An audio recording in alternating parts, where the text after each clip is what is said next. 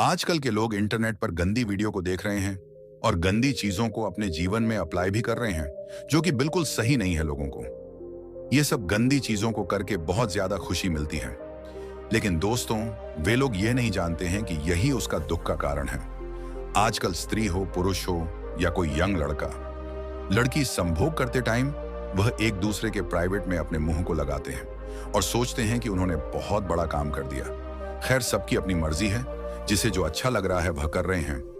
लेकिन आज मैं आप सभी को एक बौद्ध कहानी के माध्यम से शरीर के दो ऐसे अंग बताऊंगा जहां भूलकर भी अपने मुंह को नहीं लगाना है और ना ही अपने जीभ को उसमें डालना चाहिए।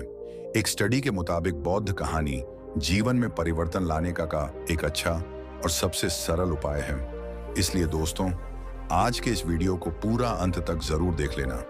वीडियो बहुत छोटी सी होंगी, लेकिन आपको एक अच्छी जानकारी मिलेगी जिससे आपका जीवन बर्बाद होने से बच जाएगा। तो पहले लाइक और चैनल को सब्सक्राइब जरूर कर दीजिए। चलिए कहानी शुरू करते हैं। किसी गांव में मुकेश नाम का एक बहुत ही ईमानदार लड़का रहता था और वह गांव में हर किसी का मदद भी करता था। उस गांव के सभी लोग उसका बहुत सम्मान करते थे। फिर एक दिन थोड़ा पढ़ा लिखा होने के कारण अजय को गांव से दूर एक शहर में एक नौकरी मिली, जहां उसे सैलरी भी अच्छी मिलने लगी। हालांकि उसका गांव उस शहर से ज्यादा दूर भी नहीं था, इसलिए वह रोज अपने घर आ जाता था। फिर एक दिन वह अपने ऑफिस में बैठा हुआ था तो उन्होंने अपने ऑफिस के लगभग सभी लोगों के पास एंड्रॉइड मोबाइल देखा। उसने सोचा कि मैं भी एक एंड्रॉइड मोबाइल लूंगा, और उसे जैसे ही सैलरी मिली तो उसने सबसे पहले एक एंड्रॉइड मोबाइल खरीद लिया। उसके बाद वह एक दिन रात को इंटरनेट पर कुछ सर्च कर रहा था तो अचानक उसके सामने एक वेबसाइट आता है, और जैसे ही वह उस पर एक क्लिक करता है, वैसे ही उसके मोबाइल पर एक गंदा वीडियो चलना स्टार्ट हो जाता है। इस तरह की वीडियो वह पहली बार देख रहा था, इसलिए उसे अच्छा लग रहा था, और उस दिन वह बहुत देर तक गंदी वीडियो को देखता रहा। दोस्तों, आप समझ सकते हैं कि मैं किन वीडियो की बात कर रहा हूं। खैर, जाने दीजिए। वह लड़का जब भी काम से घर लौट कर आता तो वह इन वीडियो को ही देखता रहता। ऐसे करते करते यह चीज अब उसकी आदत बन चुकी थी। फिर एक दिन उसने सोचा कि वीडियो देखकर इतना मजा आ रहा है तो क्यों ना मैं शादी ही कर लेता हूं। रियल में करूंगा तो मुझे और मजा मिलेगा। और उसने एक सुंदर लड़की को देखकर शादी भी कर ली।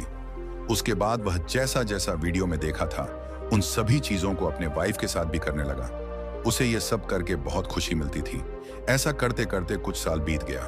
फिर अचानक एक दिन उसके कंपनी ने उसे काम से निकाल दिया। उसके बाद वह घर पर आकर बेरोजगार हो गया।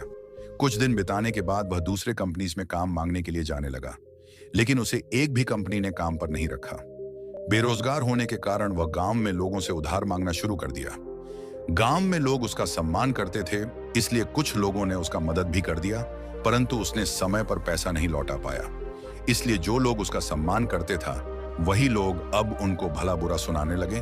उसके बाद गांव के लोगों ने भी उसका मदद करना बंद कर दिया। वह लड़का किसी को कुछ बोलने मात्र से ही हर कोई उसे भला बुरा कहने लगता। इस तरह से वह बहुत परेशान होने लगा। उसे समझ नहीं आ रहा था कि उसके साथ यह सब क्या हो रहा है। कुछ समय पहले ही उसका एक अच्छा खासा नौकरी था, गांव में सभी उसका सम्मान करते थे, परंतु अब हर चीज उसके साथ उलटा होने लगा। फिर एक दिन वह ये देख रहा था तो उसके गांव के लड़के को उसने वीडियो पर देखा। वीडियो में वह एक महात्मा के बारे में बता रहा था कि वह महात्मा हर किसी की परेशानी को दूर कर सकता है।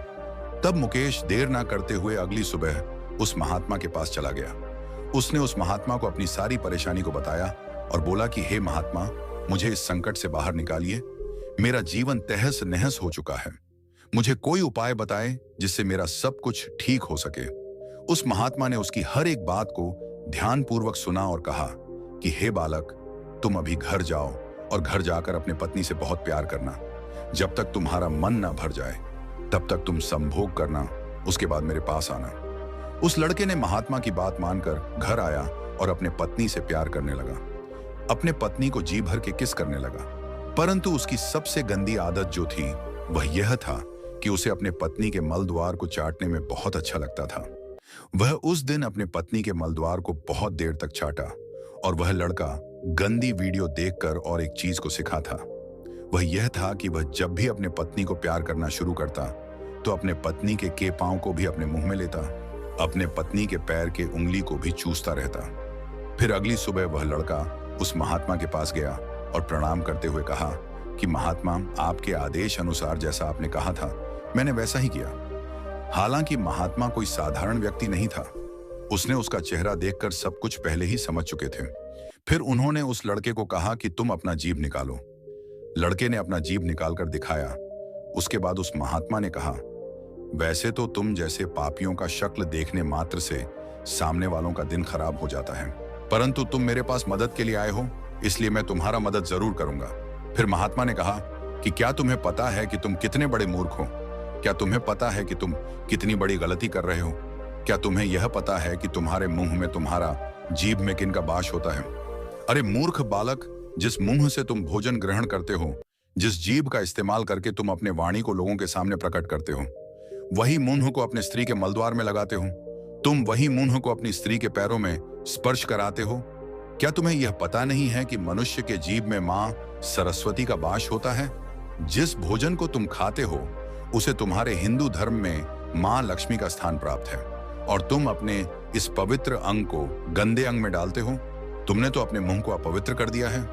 तुम्हारे साथ तो बुरा होना ही था। तुम्हारा जीवन के बर्बादी का कारण तुम खुद ही हो। तुम यहां से चले जाओ, मैं तुम्हारा कोई मदद नहीं कर सकता। फिर उस लड़के ने कहा, नहीं महात्मा, ऐसा ना कहे, मुझसे बहुत बड़ी गलती हो गई है। कृपा करके मुझे क्षमा करें, मैं और यह सब नहीं करूंगा। कृपया मुझे रास्ता बताएं, मुझे यह बताएं कि मैं इससे कैसे उद्धार हो पाऊंगा। फिर उस महात्मा ने कहा कि बालक, संभोग करना कोई गलत बात नहीं है, परंतु अपने खुशी के लिए संभोग को गलत तरीके से करना यह गलत बात है। खैर, तुम अब घर जाओ और जब भी संभोग करो तो यह सब पाप को करना बंद कर दो, और जाते जाते यह भी जान लो कि अगर तुम कुछ दिन और अपने पत्नी के मलद्वार में मुंह डालते हो तो तुम्हें भयंकर रोग भी हो सकता है, क्योंकि मलद्वार में हर समय जीवाणु का वास होता है जो कि तुम्हारे मुंह को संक्रमित कर सकता है। और हाँ, और एक बात कि ग्रंथों में पति को पत्नी का भगवान का स्थान प्राप्त है, इसीलिए तुम अपने पत्नी के पांव को स्पर्श ना ही करो तो ही अच्छा होगा। और घर जाते जाते तिल का तेल भी ले लेना और हर सुबह उस तेल से कुल्ला करना। इससे तुम्हारा पहले की गई गलती से जो नुकसान हुआ है वह ठीक हो जाएगा। उस लड़के ने महात्मा के आदेश अनुसार अपने गलती में सुधार किया और अपने जीवन को धीरे धीरे पहले जैसा बना लिया। कुछ दिन बाद फिर उसे एक कंपनी में नौकरी मिली। फिर से गांव में सभी लोग उसका सम्मान करने लगे और उसका सब कुछ जीवन में ठीक हो गया। दोस्तों, संभोग यानी कि सेक्स कोई बूढ़ी चीज नहीं है, परंतु आजकल लोग इससे अपना मनोरंजन का साधन समझ बैठे हैं और अपने मोबाइल में गंदी चीजों को देखकर लोगों का पूरा माइंड सेट ही गंदा हो गया है। आजकल लोग ये सब चीजों में इस तरह से पागल हुए बैठे हैं जिसकी कोई हद नहीं है। खैर, तो दोस्तों, कैसी लगी आपको हमारी आज का यह वीडियो? हमें कमेंट करके जरूर बताएं, और अगर हमसे कोई गलती भी हुई हो तो उसे भी कमेंट में जरूर लिखें। साथ ही वीडियो को एक लाइक अवश्य करें।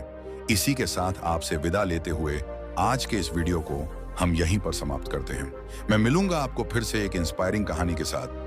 तब तक के लिए अपना ख्याल रखें। धन्यवाद।